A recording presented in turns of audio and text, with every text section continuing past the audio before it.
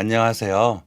저는 올해 아들이 대학을 졸업하고 모처럼의 백수 아닌 백수 기간을 가지느라 함께하는 모든 순간이 행복하기만 한 철부지 49의 아빠입니다. 저 젊은 시절엔 단순히 회사에 취직을 하는 것이 꿈이었고, 취직을 하고 나니 그제야 꿈다운 꿈을 한번 꿈꿔보게 되었는데요. 취직을 하고 나서야 제 마음에 품었던 저의 꿈은 다름 아닌 화목한 가정을 이루어 행복한 웃음소리로 가득한 집에서 맛있는 밥을 함께 나누어 먹으며 사랑으로 충만한 사람이 되는 것이었습니다. 49의 아저씨 입에서 나오는 말이라고는 믿기 힘든 요즘 말로 오글거리는 말인가요? 주책이라 하셔도 저는 그 꿈에 굉장히 진심이었고, 지금 돌아보니 저는 그 꿈을 이룬 것 같다는 생각이 듭니다. 사랑을 가득 담은 잔소리를 즐겨하는 아내와 아빠를 닮아 먹는 걸 너무 좋아하는 아들. 저희는 겉으로 보기엔 재미없고 지루해 보일지라도 가족 간에 확실한 행복이 있고 사랑이 있던 화목한 가정이었습니다. 저는 식탁에 밥숟가락 놓는 것도 제대로 할 줄 모르게 생긴 것과는 다르게 요리에 취미가 있던 남자였고, 아내는 그런 제가 해주는 음식을 맛있게 먹을 줄 아는 여자였어요. 그토록 잘 맞는 저희 두 사람 사이에 태어난 아이는 또 어떻겠습니까? 저희 두 사람을 골고루 빼닮은 그 아이는 무슨 짓을 해도 저희의 눈밖에 날 일이 없었습니다. 어떤 부분은 아내를 보는 것 같았고, 또 어떤 부분은 저를 보는 것 같았어요. 저희는 아이를 통해 서로를 보기도 하고, 또 자기 자신을 보기도 했던 것 같습니다. 그래서 저희는 아이를 키우는 것이 즐겁고 행복했어요. 물론 세상 모든 부모가 저희와 같은 생각이겠지만, 저희에게 있어서 아들 민규는 세상 그 무엇과도 바꿀 수 없는 가장 소중한 보물 1호였습니다. 제 목숨과도 맞바꿀 수 있는 나 자신보다 더 소중한 존재. 아들은 그런 저희의 사랑을 먹고 자라 그 어떤 아이들보다 바르고 착하게 자라주었어요. 물론 바르고 착하다는 것은 주관적인 부분이니 저희 눈에만 그렇게 보였던 것일지도 모릅니다. 하지만 한 가지 객관적으로 아들을 자랑하고 싶었던 점은 바로 똑똑한 두뇌였어요. 물론 저희 아들이 영재라던가 천재라던가 하진 않았습니다. 그래도 고등학교 반에서 3등 안에 들 정도로 공부를 했으니 그 정도면 제법 잘하는 수준인 것 같은데 아닌가요? 아무튼 아들은 대체 누구를 닮은 건지 공부에 빠져 살았습니다. 그날도 아들은 시험이 끝난 날임에도 불구하고 독서실에 들러 저녁까지 공부를 했어요. 저는 아들 녀석에게 그래도 오늘 시험 끝나는 날이니 너무 늦지 않게 집에 들어오라고, 너 좋아하는 치킨 시켜주겠다고 신신당부를 했었습니다. 제 말에 그럼 10시까지만 하고 올 테니 자기가 가장 좋아하는 그 가게에서 꼭 시켜달라고 말을 하던 아들의 모습에 아들보다 제가 더 신이 났었고요. 누굴 닮아 입맛이 까다로운 건지 부모를 빼닮은 자식이 마냥 예쁘기만 해 녀석이 좋아하는 가게에서 좋아하는 치킨 2마리를 시켜놓고 아들이 집에 돌아오기만을 기다리고 있었습니다. 한창 성장기라 혼자서 닭 1마리쯤은 거뜬하던 녀석이었어요. 닭다리를 쥐고 엄마 아빠 드시라며 접시에 양보했다가 엄마 아빠는 닭다리 싫어한다는 말에 입이 찢어져라 양손에 다리 하나씩을 잡고 맛있게 먹어댈 아들의 모습을 생각하니 기다리는 시간쯤은 아무것도 아니었습니다. 그런데 이상하게도 보통 이런 약속을 잡으면 시간이 되기 10분 전에는 칼같이 집에 들어오던 녀석이었는데 10시 정각이 지났는데도 모습을 보이지 않는 것입니다. 아내에게 대놓고 말하진 않았지만 조금 불안했습니다. 한 번도 이런 적이 없다는 생각이 자꾸만 들었습니다. 역시 저만큼이나 아내도 불안함이 느껴졌던 건지 걱정을 한가득 품고 있는 얼굴을 하고서 제게 물어오더군요. 혹시 독서실에서 잠든 건 아닐까? 여보, 우리가 데리러 가볼까? 아내는 평소답지 않은 아들의 행동에 혹시라도 시험이 끝나서 긴장감이 풀려 독서실에서 잠이 든 것인지도 모른다며 녀석을 데리러 가자고 말했습니다. 그때 아내의 말을 듣고 냉큼 독서실로 데리러 갔더라면 모든 것이 달라졌을까요? 혹시라도 10시 조금 지났다고 아빠가 달려가면 사춘기 아들이 조금은 싫어하지 않을까 하는 생각에 몇 분을 더 망설였던 것이 저희 가족에게 그만 씻을 수 없는 상처가 되고 말았습니다. 겨우 30분이었습니다. 공부에 방해된다고 핸드폰도 사지 않고 가방에 책만 넣고 다니는 아들에게 약속 시간 5분, 10분 넘는 것과 30분 넘는 것은 너무나도 큰 차이이고 걱정거리였습니다. 물론 평소에 그런 저희가 유난일 수 있다는 것을 늘 감안하고 생각하려고 하지만 그날은 조금 유난이어서도 됐는지 모릅니다. 유난하지 않은 부모가 되려고 아이를 옥죄는 부모가 되지 않으려고 노력했던 것이 그런 결과를 가져올 것이라고는 저희 두 사람 중 어느 누구도 생각하지 못했었으니까요. 그래도 그때까진 얼마나 고단했으면 공부하러 간 독서실에서 잠이 드나 하는 생각이었습니다. 차 키를 들고 나가려는 순간에 큰 소리로 전화벨이 울렸어요. 이 시간에 누구지? 전화를 걸 사람은 아들밖에 없다는 생각이 들었습니다. 하지만 핸드폰에 찍힌 번호는 처음 보는 낯선 번호였어요. 여보세요? 핸드폰 너머에는 다급한 목소리를 한 사람이 저희 아들의 이름을 반복해서 말하고 있었습니다. 저는 그보다 그 사람이 앞서 말한 단어에 빠져 헤어나오지를 못했어요. 안녕하십니까? 경찰입니다. 김민규 씨 보호자분 되시죠? 김민규 씨가 사고를 당해 중앙병원으로 옮겼습니다. 아들의 신분증으로 신원 조회를 한 경찰이 아들이 병원이라며 전화를 해왔습니다. 피곤함을 못 이기고 독서실에서 불편하게 엎드려 잠든 아들의 모습이나 버스에서 잠들어 내릴 곳을 지나친 아들의 모습 따위나 상상하고 있었는데 병원이라니요. 10시에 치킨을 먹자고 약속까지 하고 한 자라도 더 보겠다고 늦은 시간까지 독서실에 공부하러 간 아들이 뜬금없는 병원에 있다는 전화를 받게 될 줄은 꿈에도 상상하지 못한 일이었습니다.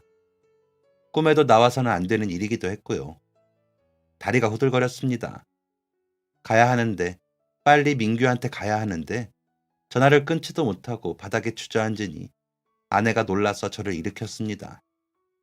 아내를 위해서라도 제가 정신을 제대로 붙잡았어야 했는데 아내는 얼마나 놀랐을까요?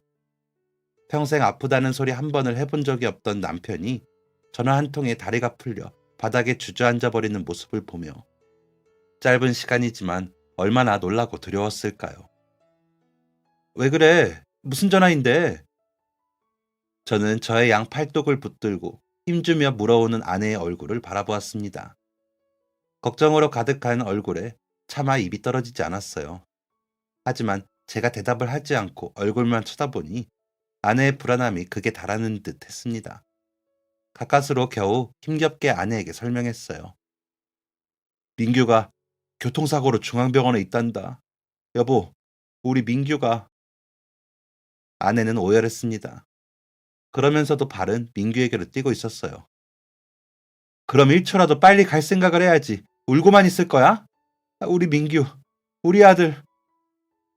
아내의 따끔한 말과 동네가 떠나가라 울어대는 울음소리는 제 정신을 번쩍 들게 했습니다. 도저히 운전을 할 수가 없어 택시를 붙잡아 타고 아들이 있다는 병원으로 향했어요.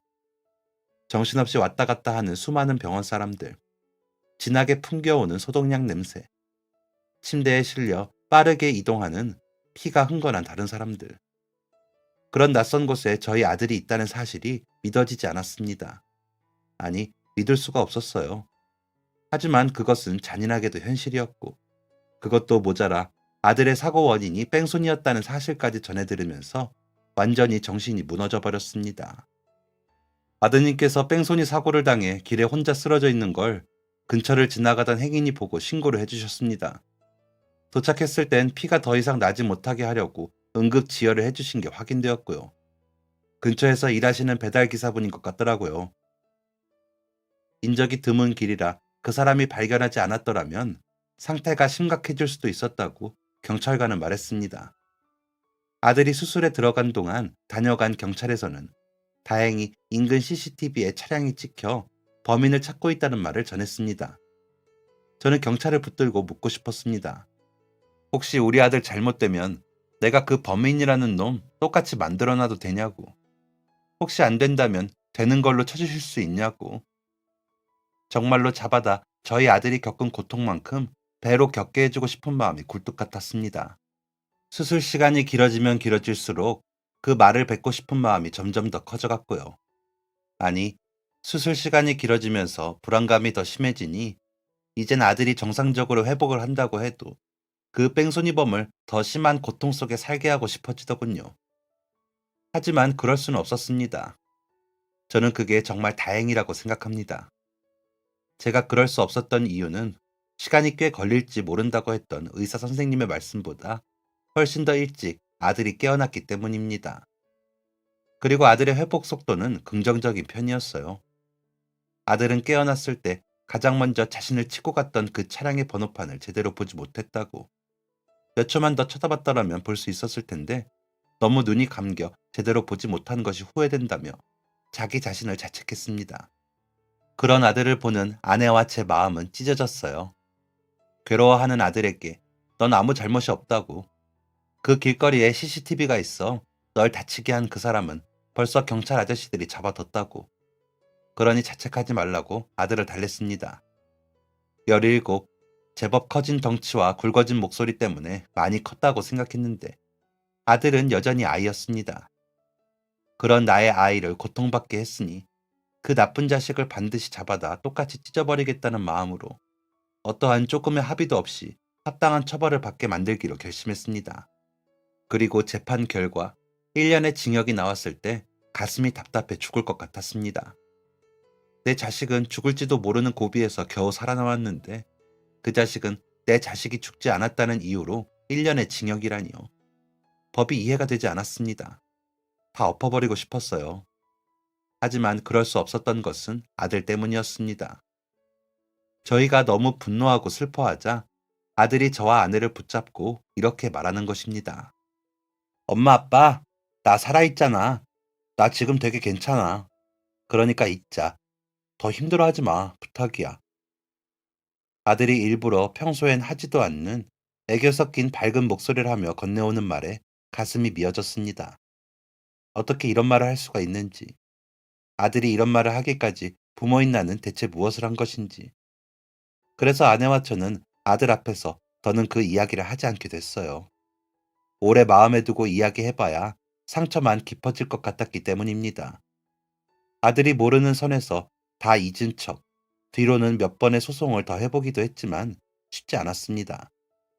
형량을 늘리는 것에 실패를 하고 나니 체념할 수 없는 것에 대한 체념이 시작되었어요. 긴 시간 동안 오직 아들이 회복하는 모습을 보는 것에만 정신을 쏟았습니다.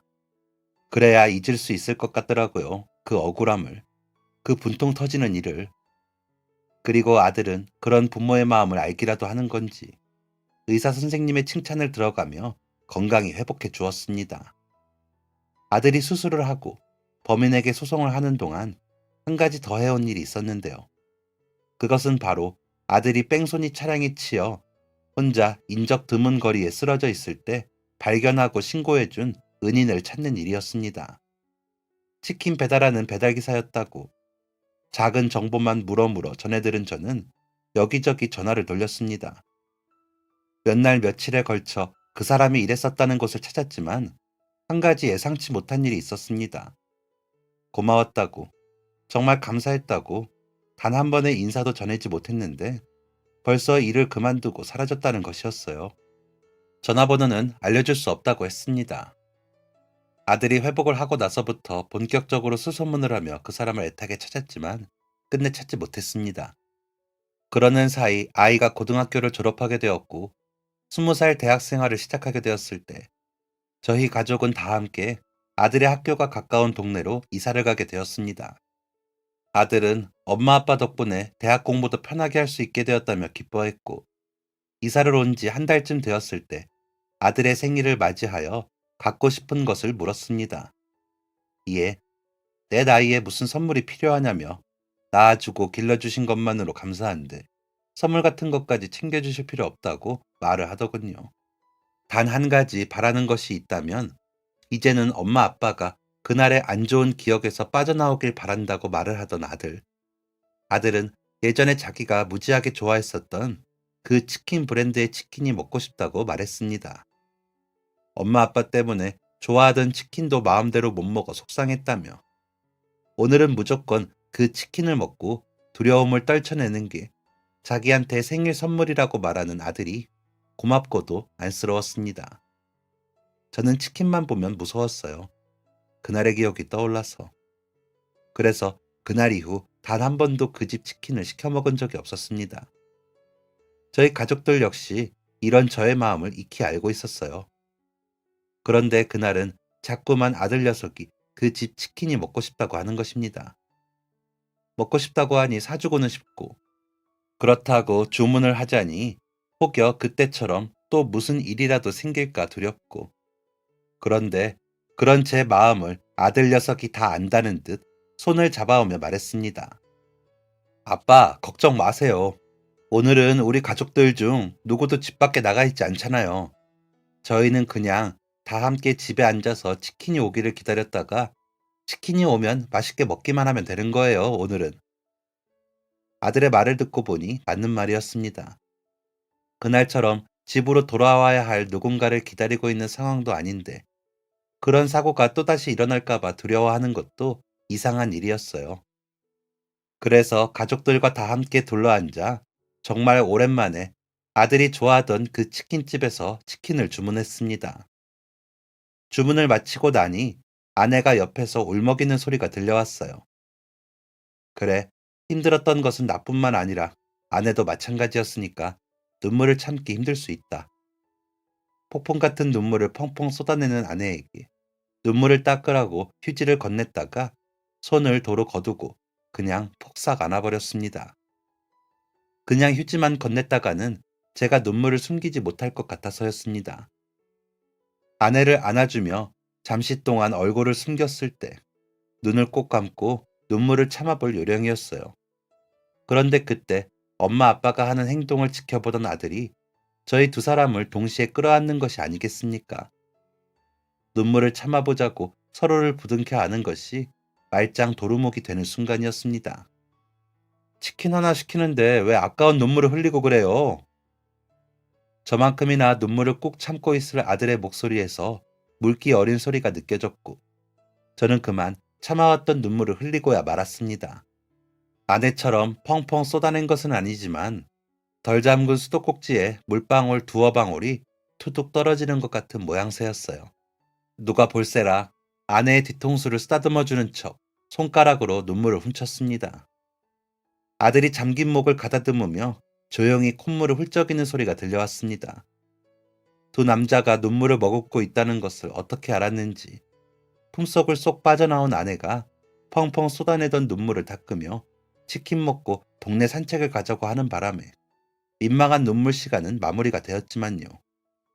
언제 그 가게에 주문하는 것이 불안하고 힘들었냐는 듯 편안해진 마음으로 치킨이 오기만을 기다렸습니다. 그리고 40여 분쯤 지났을 때 띵동하고 초인종이 울렸어요. 인터폰 화면에는 기다리고 기다리던 배달 기사가 치킨 봉투를 들고 서 있었습니다. 아들과 저는 서로 먼저 나가보겠다며 맨발로 현관문을 열었습니다. 문을 열자마자 느껴지는 고소한 치킨 냄새에 배가 꼬르륵거렸어요. 감사합니다. 치킨을 받고 돌아서려던 그때 배달기사가 쓰고 있던 헬멧의 고글 부분을 들어올리며 아들을 보고는 놀라는 소리를 냈습니다. 어? 딱 한 글자인데도 온몸에 털이 쭈뼛 서는 것 같았어요. 부정적인 생각 때문이었던 것 같습니다. 주방으로 향하던 발걸음을 멈추고 아들을 집 안쪽으로 밀며 배달기사를 노려보았어요. 왜요? 그러자 배달기사가 당황한 듯 헬멧을 벗기 시작했습니다. 이내 헬멧 안에 눌러진 머리를 털어내며 공손한 자세를 취하는 배달기사의 얼굴은 생각보다 훨씬 젊은 사람의 얼굴이었어요. 다시는 만나게 될 일이 없을 줄 알았는데 이렇게 또 보게 되네요. 건강은 어때요? 그때 의식이 없어서 한동안은 저도 되게 걱정 많이 했었는데 배달기사의 눈은 제가 아니라 저의 등 뒤에서 이러지도 저러지도 못하고 서 있는 아들의 눈을 바라보고 있었습니다. 무표정에서 점점 놀라는 표정으로 변해가는 아들의 얼굴에 저는 긴장하지 않을 수 없었습니다. 뺑소니범은 그때 잡았고 그럼 앞에 있는 이 사람의 정체는 말로 하지 않아도 뻔했습니다. 저 기억나요 목소리. 학생 눈 떠. 정신 차려. 하고 화난 사람처럼 큰 소리로 막 울어대던 누군가의 목소리. 아저씨셨군요. 맞죠? 저 사고 나서 누워있는 거 발견해 주셨던 그 아저씨 맞죠? 아들의 말에 저는 경악을 하지 않을 수 없었습니다. 그동안 그리 보답하고 싶었던 사람이 제 발로 우리 집을 찾아주다니. 게다가 예전에 살던 곳도 아니고 이사까지 왔는데 이곳에서 다시 만나는 게 정말 말이 되는 건가 싶어 더 믿기지가 않았습니다.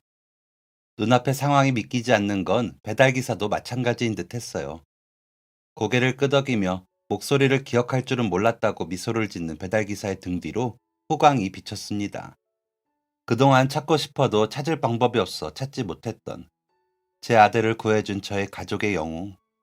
저희가 나눈 대화를 듣고 안방에서 부랴부랴 달려나온 아내도 믿을 수 없다는 듯 양손으로 입을 가린 채 배달기사를 바라보고 있었습니다. 다시 만나게 되는 날을 수없이 상상했건만 머릿속은 새하얀 백지장이 되어 저를 그 어떤 말도 건네지 못하는 바보로 만들더군요. 그때 아들이 나섰습니다. 한 발 한 발 앞으로 나간 아들이 현관 바닥에 서서 90도로 꾸벅 인사를 했습니다. 살려주셔서 감사했습니다. 제가 더 감사하죠. 먹고 살기 바빠 구급차를 불러주는 것밖에 못하고 다시 일하러 돌아서는데 마음이 얼마나 불안하고 초조하던지. 제발 무사해라, 무사해라. 근데 기도가 먹혔는지 이렇게 무사히 잘 살아있는 모습을 보니까 제가 더 감사하죠, 학생. 살려주셔서 감사하다는 인사를 건네는 아들에게 배달기사는 오히려 저희 아들을 보며 무사해줘서 고맙다는 인사를 건넸습니다. 저도 가만히 있을 수 없어 덩달아 고개를 숙였어요. 그리고 무언가 말을 건네려던 그때 요란한 잡음이 섞인 소리와 함께 배달기사의 주머니에 있던 무전기가 울렸습니다. 알아들을 수 없는 말에 알겠다는 대답을 한 배달기사가 고개를 숙인 저를 다급히 일으키며 당황한 표정으로 말했어요. 제가 오늘 밀린 배달이 많아서 모쪼록 무사한 얼굴 봐서 정말 기쁘고 반가웠습니다. 정말 많이요. 아직 하고 싶은 말도 꼭 보답하고 싶은 것들도 많이 남았는데 이대로 보낼 수는 없었습니다. 서둘러 문을 나서는 배달기사의 옷자락을 부여잡고 조금은 우스꽝스러웠을지도 모를 목소리를 하고서 부탁하듯 말이 나가게 됐습니다. 바쁘신데 정말 죄송하지만 혹시 다음에 식사라도 한번 같이 할 수 없겠느냐고. 그 말에 택배기사가 하하하 하고 소리내어 웃으며 말했습니다. 저 지금 눈물 날 것 같아요. 놀라고 당황스럽고 신기하고 감사해서. 저야 좋죠. 나 살아보겠다고 학생 괜찮아졌는지 한번 수소문도 못 해보고 살았던 게 내내 후회가 되던 참이었는데. 아들이 먼저 핸드폰을 기사에게 내밀었고 그렇게 연락처를 주고받으며 제 아들을 구해준 저의 가족의 영웅을 문 밖으로 배웅했어요. 셋이서 치킨을 먹으며 둘러앉은 식탁. 아내는 넉나간 표정으로 날갯살을 뜯으며 말했습니다. 혹시 자기가 지금 천사를 보았느냐고. 말하는 것도 보통 사람이랑 다른 것 같다고. 결국 저희는 치킨을 먹다 말고 한 사람은 달력을, 한 사람은 핸드폰으로 인터넷을 켜고 머리를 맞대었습니다. 어떤 날 어떤 음식으로 대접하면 좋을지를 고민하기 위해서였어요. 아들은 독수리보다 빠른 탑법으로 배달 기사에게 문자를 보냈고 얼마 기다리지 않아 배달 기사로부터 답장이 왔습니다.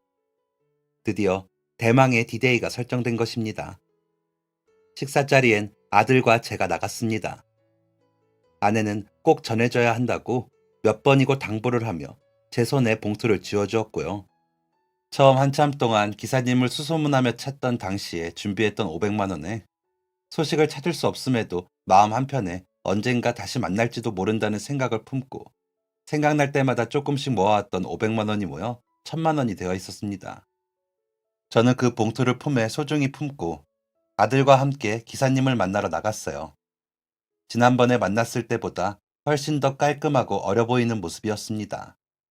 지난번보다 안색이 좋아진 것 같다고 인사를 건네니 오늘은 일부러 약속 자리에 나오려고 일찍 마치고 사우나까지 갔다 왔다며 더 나아 보인다면 성공할 것 같다고 웃어 보였습니다. 그 모습에 영락없는 20대 특유의 표정이 보였어요. 그렇게 저희 세 사람은 그렇게 아들이 인터넷에 검색하며 고르고 고른 고기 맛집으로 함께 들어갔습니다. 사고가 있던 날 아빠가 배달 음식을 시키지 않았더라면 저는 이미 죽었을 거예요. 아빠가 치킨을 시켜서 아저씨가 우리 집으로 배달을 가게 되었고, 그 길에 저를 발견하시고 구해주셨으니까. 아들은 고기가 나오기도 전에 울먹거리며 말했습니다. 자기 나이가 아직 어리지만 운명 같은 거 믿지 않는데 여자친구한테도 이런 말 해본 적 없는데 아저씨랑 저랑은 운명인 것 같다고.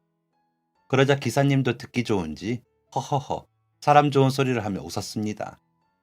아들의 말에 저 또한 동의하는 바였습니다. 사실 사고가 있은 후부터는 그때 그 가게에 다시 주문을 할 수가 없더라고요. 아내도 아들도 가족들이 다 집에 있는데도 그냥 공포스럽고 무서웠어요. 그렇게 치킨을 좋아했던 아들도 간혹가다 제가 퇴근길에 직접 들러 사오는 통닭이 아니면 먹을 수가 없게 되어버렸죠. 엄마 아빠가 그토록 불안해하고 있으니 한참 클 나이에 먹고 싶어도 먹고 싶다는 소리를 못했을 거예요. 근데 오늘따라 아들이 꼭 그 브랜드 치킨을 먹자고 말하더라고요. 그게 이렇게 다시 만나려고 그랬던 건가 봐요. 다시 생각해도 기막힌 우연이 아닐 수 없었습니다. 아들이 병원에 있을 때부터 퇴원을 하고 나서까지 아들을 구해준 사람을 찾으려 수소문했지만 끝내 찾지 못했었고, 그로 인해 사실은 체념을 하고 있었으니까 말이에요. 아들을 그렇게 길바닥에 쓰러지게 한 채 도망가 버린 범인은 어떻게 되었는지, 그때 기사님은 왜 홀연히 사라졌던 건지, 서로 궁금한 것도 많고 하고 싶은 말도 참 많았는데 이제야 할 수 있게 된 것입니다. 아들은 불판 위에 고기를 쉴 새 없이 굽고 기사님과 저는 쉴 새 없이 대화를 나누었습니다. 중간중간 눈물을 흘리기도 하고 웃음을 빵 터트리기도 하면서요. 긴 시간은 아니었지만 대화를 나누어 보니 더욱더 좋은 사람인 것 같더라고요. 저는 준비했던 돈 봉투를 조심스레 건넸습니다.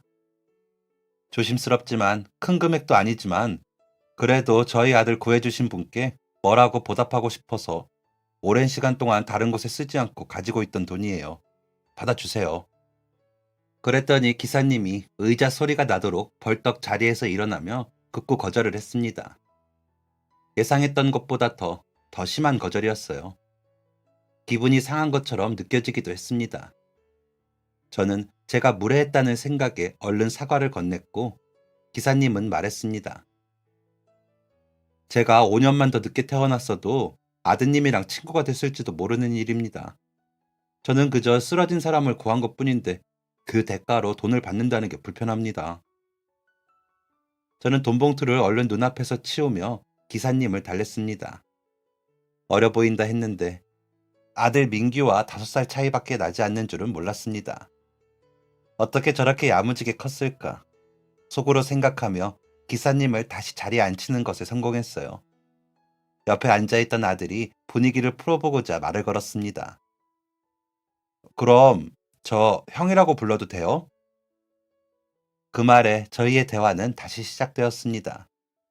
기사님은 어머니와 둘이서 함께 살며 오토바이로 음식 배달 기사 일을 하고 있었다고 했어요.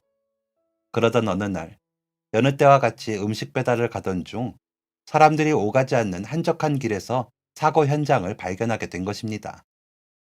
차에 치인 사람은 있는데 치고 간 사람은 없는 아이러니한 상황이 눈앞에 펼쳐지니 심장이 쿵쾅거렸다고 했어요.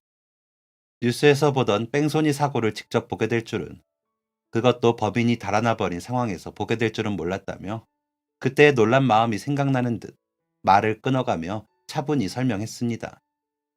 이야기를 듣고 있으니 저도 그때의 상황들이 머릿속에 떠올라 질끈 눈을 감았습니다. 힘드시면 이야기하지 않는 걸로 할까요? 죄송합니다. 그때 생각하면 많이 힘드실 텐데 제가 괜히. 기사님은 저의 괴로움이 자기 탓이라도 되는 것 마냥 죄송하다고 연신 사과를 해댔습니다. 아니에요, 아니에요. 다 지난 일이고 아들은 건강히 잘 살아있는데요, 뭘. 괜찮습니다. 이야기 들려주세요. 아무도 없이 혼자 쓰러져 의식이 없는 인형은 교복을 입은 학생이었고, 쓰러진 사람이 아직 어린 학생이라는 걸 확인하자마자 더 초조한 마음이 들었다고 했습니다. 그 말을 하며, 물론 나이를 불문하고 모든 생명이 다 소중하지만요. 그냥 아직 살 날이 한참 남은 학생이 자칫 생명이 위험할지도 모른다고 생각하니까 라고 덧붙였어요. 지나가는 차가 잘 없는 거리였지만 이대로 있다간 다른 차에 또 치일지도 모르겠다는 생각이 들었다고.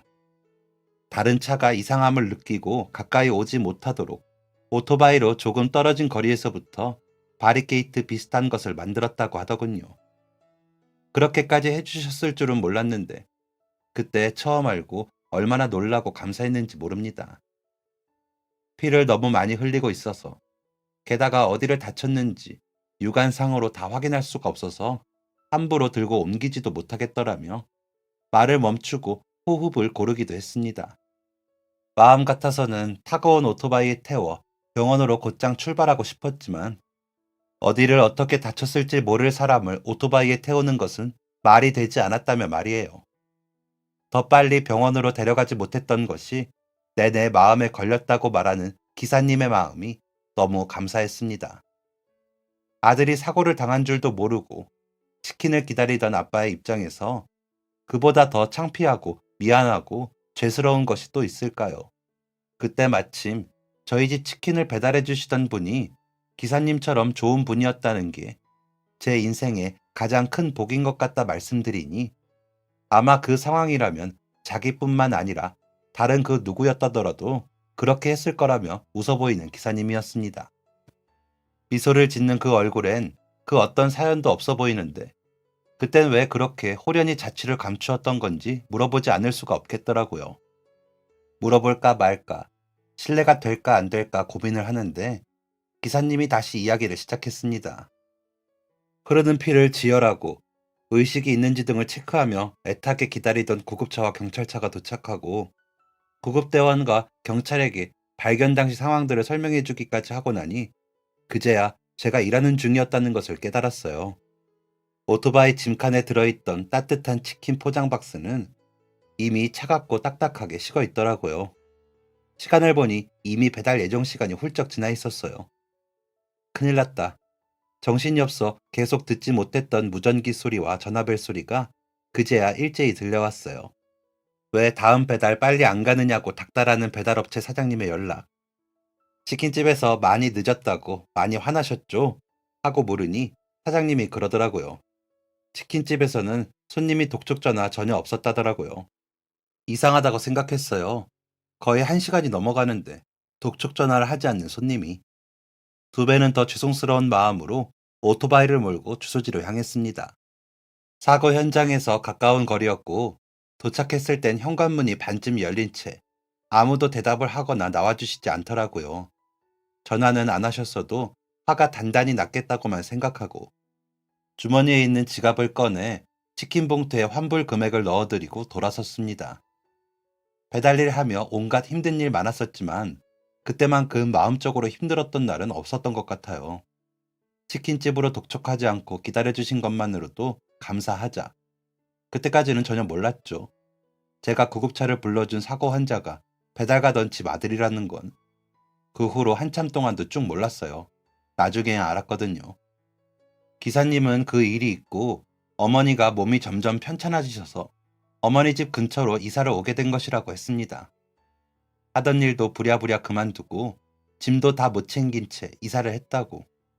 한동안은 너무 어머니 생각에 정신이 없어서 아무 연락도 받지 못하고 지냈는데 급하게 이사를 하고 못다 챙긴 짐을 챙기러 잠깐 그 동네에 들렀던 날 치킨집 사장님이 말씀하시더래요. 제가 애타게 기사님을 찾더라고. 알고 보니 치킨 배달이 늦었던 집의 아들이 자기가 구해줬던 학생의 집이라는 걸 알았을 때 보통 우연이 아니라는 생각은 들었지만 어머니 생각으로 머리가 복잡해 그냥 그만뒀고 연락처도 모른다고 전해달라고 말해버렸다고 했습니다. 어머니가 조금씩 안정을 찾으시고부터는 그때 그 학생이 건강한지가 걱정되기도 했지만 다시 일을 해야 어머니를 보살필 수 있으니 또 머리에서 지워져 갔다고. 그 말을 들으니 마음이 좋지 않았습니다. 어머니께서 어디가 어떻게 아프셨기에 그렇게 힘들게 시간을 보내셨는지 말이에요. 어디가 많이 안 좋으셨던 거예요? 지금은 좀 어떠세요?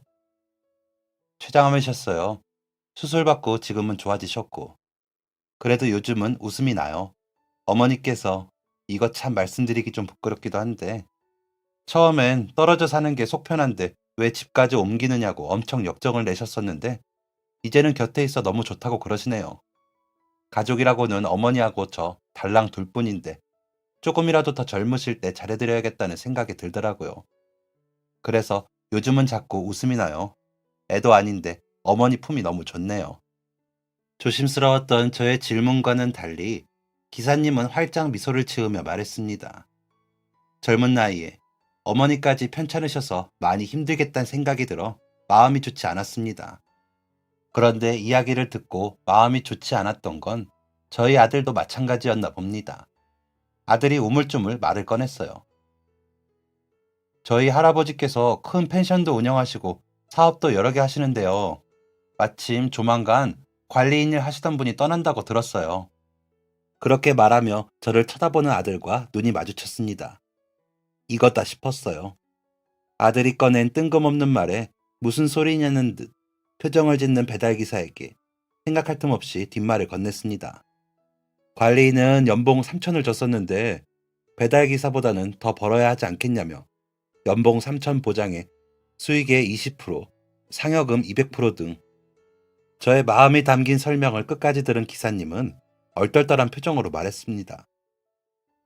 지금 그거 저한테 하시는 말씀이에요? 저 이사 온 이유 말씀드리는데 갑자기 그 이야기는 왜? 도통 무슨 소린지 알아듣기 힘들다는 표정이었습니다. 저는 옆에 앉은 아들의 어깨를 감싸 안으며 맞은편에 어리둥절한 기사에게 말했어요. 어머니 몸도 안 좋으신데 조금이라도 공기 좋은 곳에서 조금이라도 가까이 살며 지내시면 좋지 않겠어요? 저도 그 동네 정말 많이 다녔는데 참 살기 좋아요. 햇살도 바람도 모든 것이 적당해요. 우리 아들 목숨 구해주신 분이잖아요. 별것 아니지만 부디 뭐라도 해드릴 수 있게 해주세요. 저희 아들은 그날 이후 매일매일을 기사님에 대한 감사한 마음으로 보냈습니다. 제 차 거절하는 기사님에게 억지로 다음번 약속을 잡고 일어서던 그날, 저는 주머니 속 돈봉투가 부끄럽게 느껴졌었습니다. 어쩌면 돈보다 더 가치 있는 삶을 살아가고 있는 사람에게 무작정 돈부터 내밀려고 했던 것은 아닌지. 그 순간 그런 생각을 해낸 아들이 기특하기까지 했습니다. 그리고 너무 감사하게도 우리가 보답하고자 했던 진심은 기사님의 마음에도 닿게 되었고 아버지의 펜션에서 관리인으로 일을 하게 되었습니다. 그 후 5년이라는 시간이 흘렀어요. 아들이 군대에 다녀오고 대학 생활을 하며 꽃바람을 불고 다니는 사이 아버지의 펜션에도 향기로운 꽃바람이 불고 있었습니다. 어머니를 모시고 공기 좋은 곳에서 안전하고 편하게 돈을 벌 수 있어 행복하다고 소식을 전하던 기사님. 아니, 우영 씨가 결혼 소식을 전해온 것입니다. 펜션 근처 아버지께서 새로 하시는 사업장에서 우영 씨를 만났습니다. 제법 어른 티가 나는 얼굴과 옷차림을 하고 머리를 깔끔하게 손질한 우영 씨는 더 이상 예전에 제가 알던 헬멧을 머리에 쓴 우영 씨가 아니었어요. 하지만 한 가지 확실한 것은 그때 착하고 바르기만 했던 우영 씨의 마음가짐만은 아직 그대로라는 것이었습니다.